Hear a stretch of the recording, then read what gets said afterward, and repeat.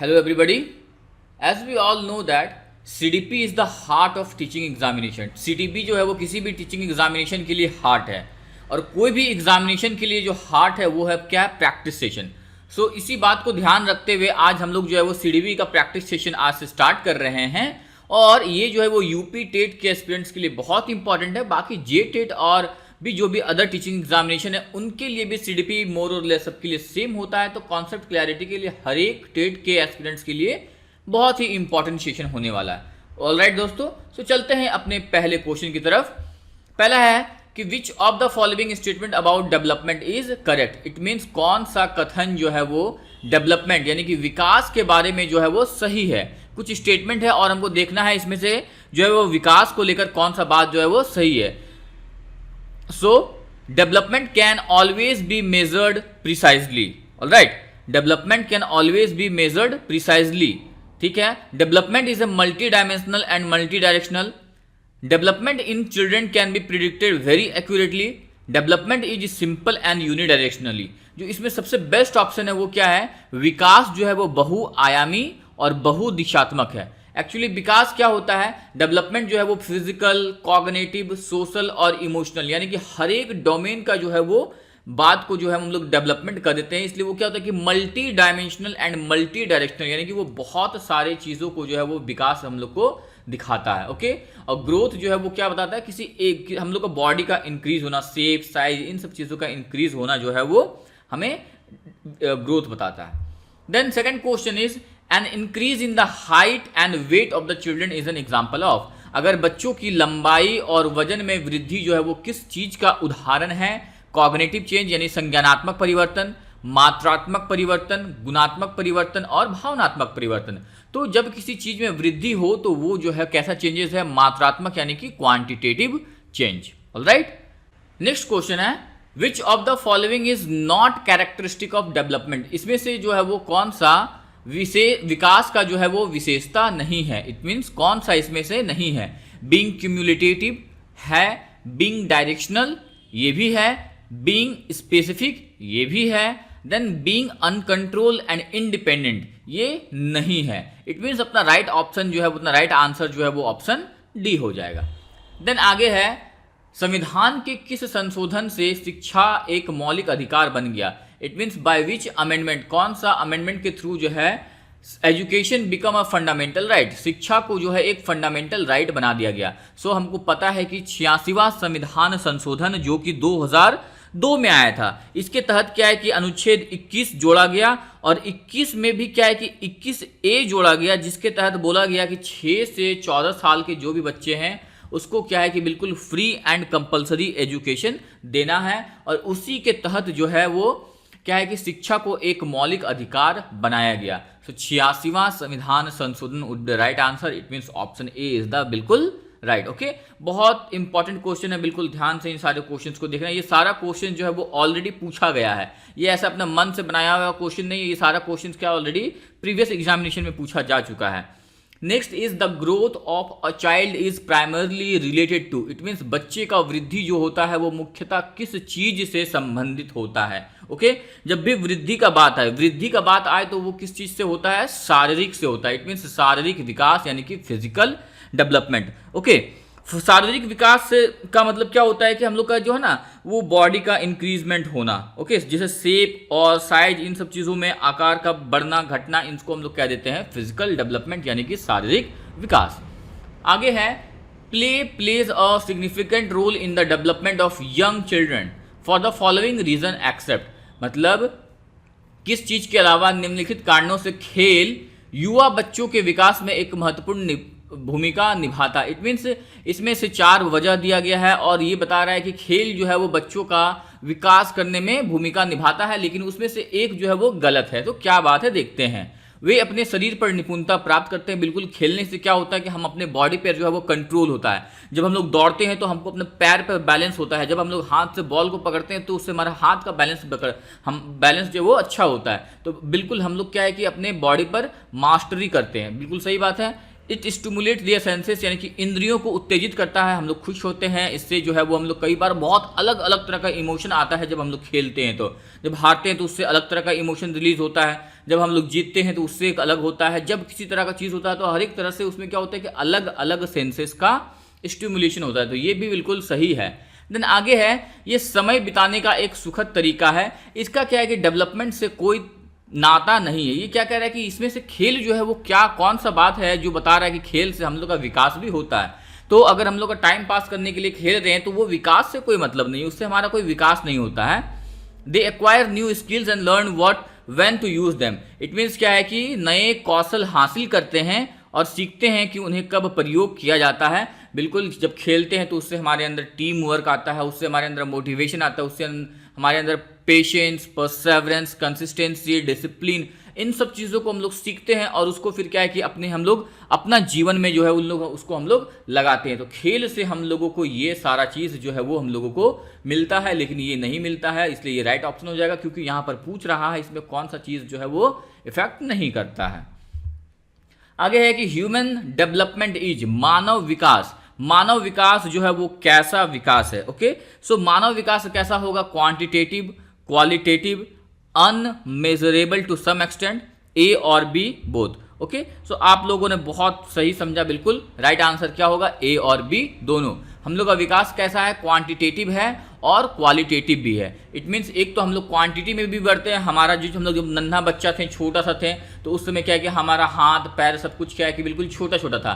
फिर जैसे जैसे हम लोग बड़ा होते गए, हमारा क्या है कि हाथ पैर बढ़ते गए, हमारा क्वांटिटी में जो है वो बढ़ता गया। साथ साथ क्वालिटेटिव, क्वालिटेटिव का मतलब हम लोग जब छोटा थे तो हम लोग का जो सोच था वो क्या था? बिल्कुल नादान की तरह हम लोग सोचते थे। लेकिन जैसे जैसे हम लोग बढ़ रहे हैं, जैसे जैसे हम लोग का डेवलपमेंट हो रहा है, विकास हो रहा है, हम लोग का सोच में भी क्या हो रहा है? एक क्वालिटेटिव चेंजेस आ रहा है, वो बेहतर हो रहा है।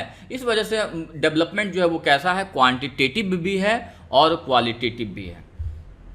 नेक्स्ट है, human development is divided into domains. It means मानव विकास को जो है वो मानव विकास को क्षेत्रों में विभाजित किया जाता है, जो कि है मतलब मानव विकास को कौन कौन से क्षेत्र में जो है वो डिवाइड किया जाता है?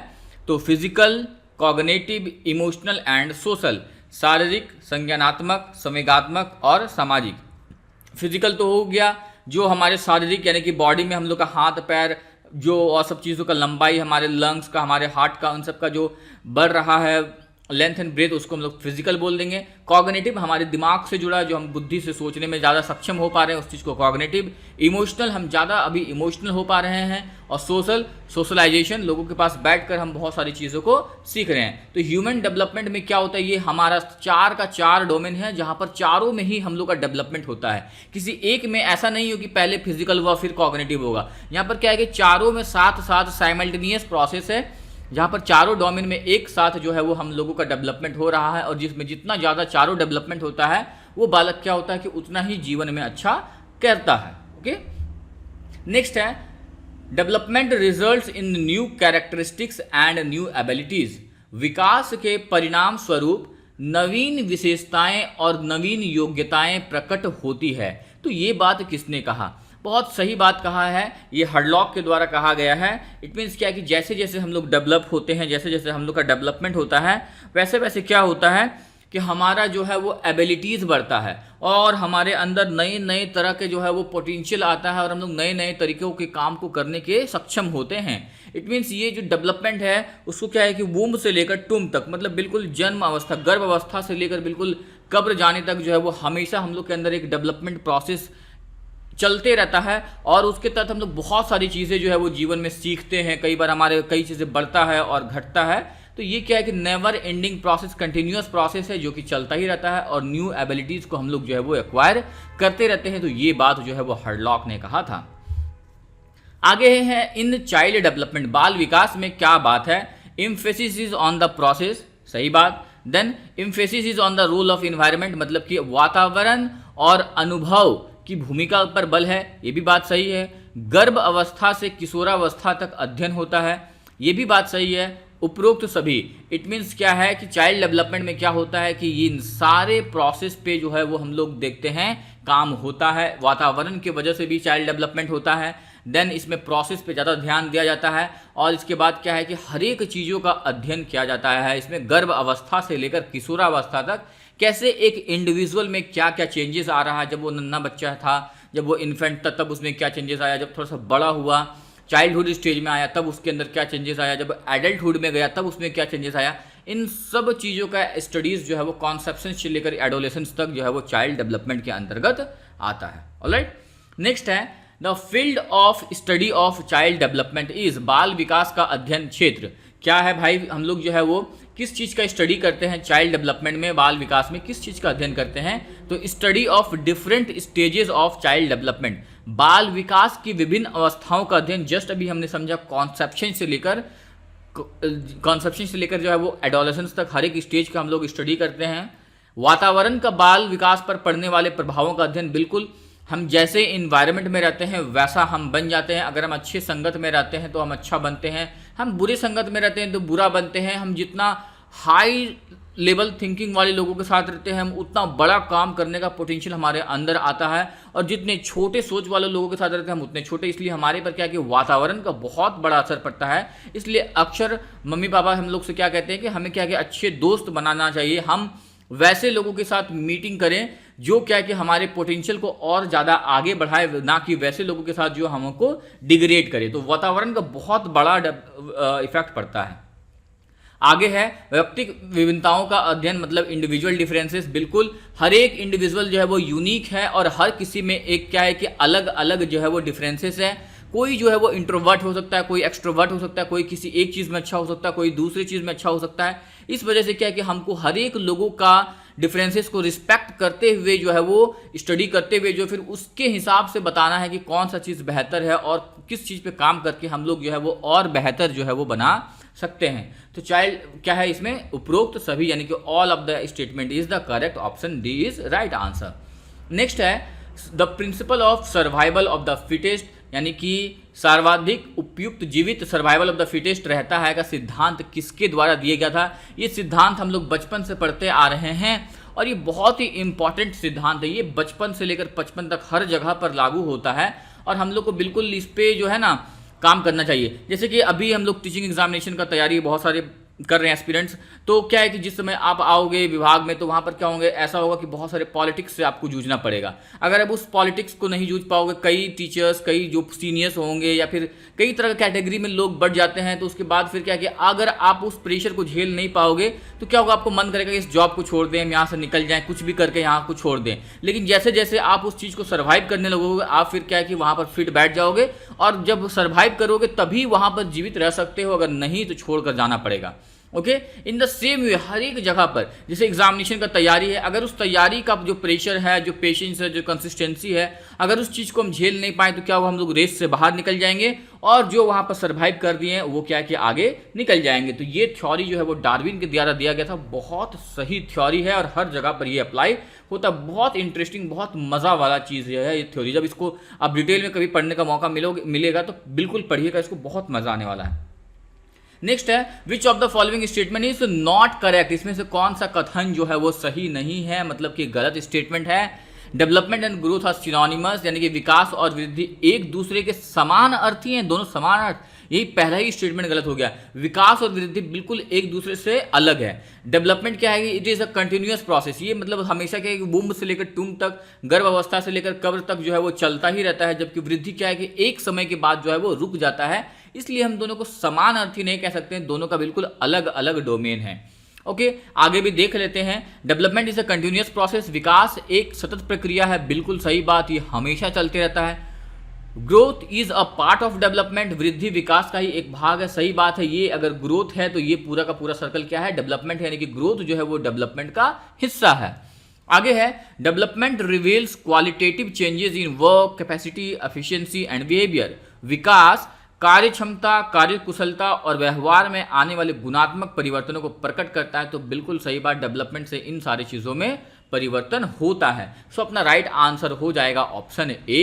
ये क्या है, बिल्कुल गलत स्टेटमेंट है। यहाँ पर क्या है कि डेवलपमेंट और ग्रोथ दोनों एक चीज़ नहीं है, दोनों अलग अलग है, दोनों अलग अलग अर्थ है, न कि समान अर्थ है।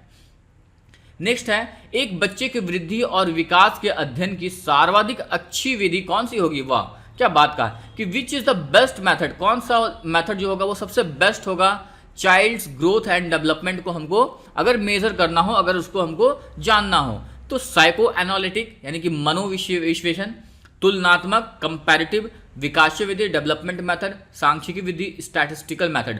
तो best method is development method. यहाँ पर क्या है कि हमें विकास का बहुत सारा डोमेन है और यहाँ से हमें एक बच्चों के बारे में सब कुछ पता चल पाता है। इस वजह से the best method to study child growth and development is the developmental method. We should must go with the development method and it is the best, it gives the best result of all.